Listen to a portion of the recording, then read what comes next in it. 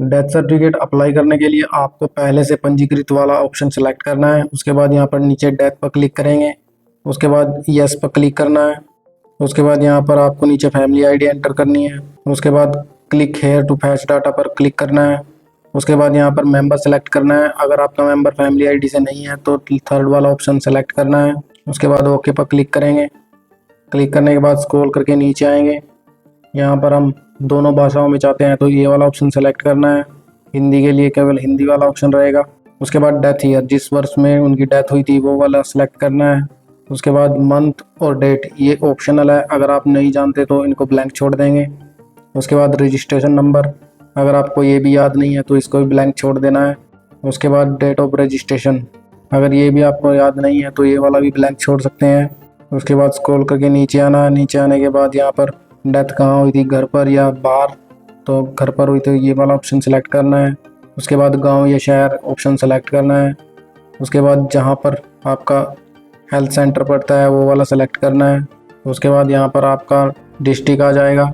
उसके बाद आपको यहाँ पर आपका प्राइमरी हेल्थ सेंटर का ऑप्शन सेलेक्ट करना है। उसके बाद आपका यहाँ पर प्लेस जहाँ पर डेथ हुई थी उसका पहले इंग्लिश में, उसके बाद हिंदी में फिल करना है।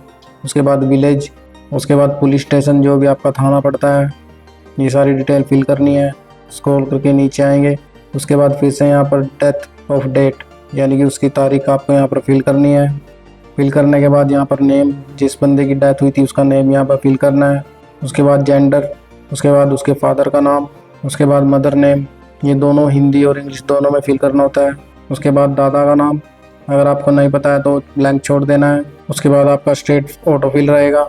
उसके बाद यहाँ पर आपको परमानेंट एड्रेस फिल करना है। उसके बाद ईमेल आईडी, उसके बाद आपका मोबाइल नंबर, उसके बाद एड्रेस ऑफ एप्लीकेंट यानी कि जो आप फॉर्म अप्लाई कर रहे हैं उसके लिए आपका यहाँ पर एड्रेस आएगा। उसके बाद नेम ऑफ एप्लीकेंट यानी कि आपका नाम जो आप आवेदन कर रहे हैं, तो ये दोनों आपके लिए हैं, तो इसमें आपका नाम और एड्रेस दोनों फिल कर देना है। उसके बाद स्क्रॉल करके नीचे जाएंगे।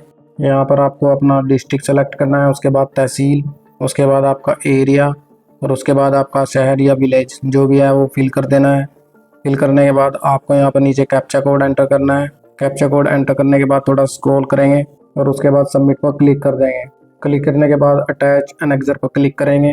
उसके बाद यहाँ पर आपका आईडी प्रूफ, जो भी आप अपना आईडी प्रूफ देना चाहते हैं वो यहाँ पर आपको सेलेक्ट कर लेना है और उसके बाद चूज फाइल में उस डॉक्यूमेंट को अपलोड कर देना है। अपलोड करने के बाद आपको सेव एनेक्सर पर क्लिक करना है। उसके बाद यहाँ पर मेक पेमेंट पर क्लिक करना है।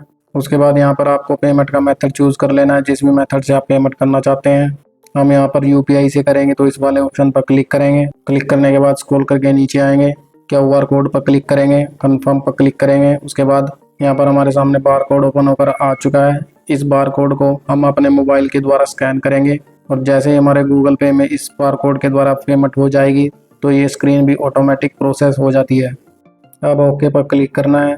क्लिक करने के बाद आप देख सकते हैं यहाँ पर आपकी पेमेंट सक्सेसफुल डन हो चुकी है। तो आप देख सकते हैं आपके सामने आपका एक्नॉलेजमेंट ओपन होकर आ चुका है। इसको आपको प्रिंट दे लेना है या आप इसको सेव भी कर सकते हैं।